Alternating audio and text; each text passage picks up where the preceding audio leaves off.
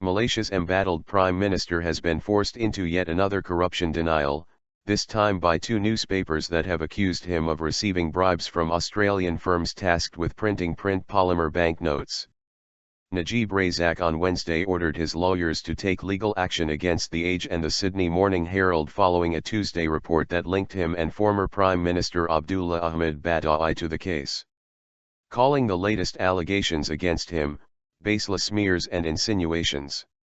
Razak's office said the article does not contain a single direct allegation about Najib, as there is not one shred of evidence that he was in any way involved in the case, which had already been ruled on by Malaysian courts.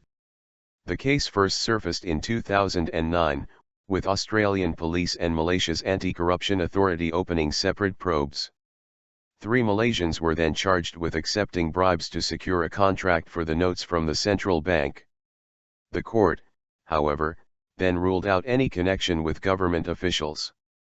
The Age and the Sydney Morning Herald, both owned by Australia's Fairfax Media Group, claimed Tuesday that senior officials in the Australian government were aware of intelligence that implicates people in the offices of both Razak and Badawi in the case. Outside of proclaiming his innocence, Razak has said that the corruption charge should not relate to him, but to his loudest critic Mahathir Mohamad, saying the contract was awarded during the latter's administration.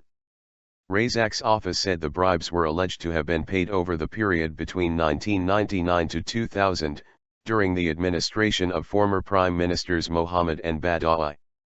Yet Fairfax Media chose not to mention Mahathir anywhere in its article. This is despite knowing that the alleged bribes took place not during Prime Minister Najib's tenure, but during Mahathir's. This is despite Mahathir being named in the suppression order regarding the case obtained by the Australian government, the office said. Instead, the entire article including its headline and photos focuses on and smears Prime Minister Najib, PMO said, adding that it might not be coincidental that Fairfax Media said it had separate information from high-level sources.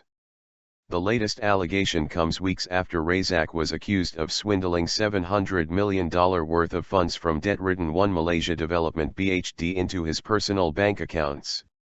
Although the Premier denied the allegation, a special task force was formed to investigate the allegations by the Wall Street Journal and Sarawak Report.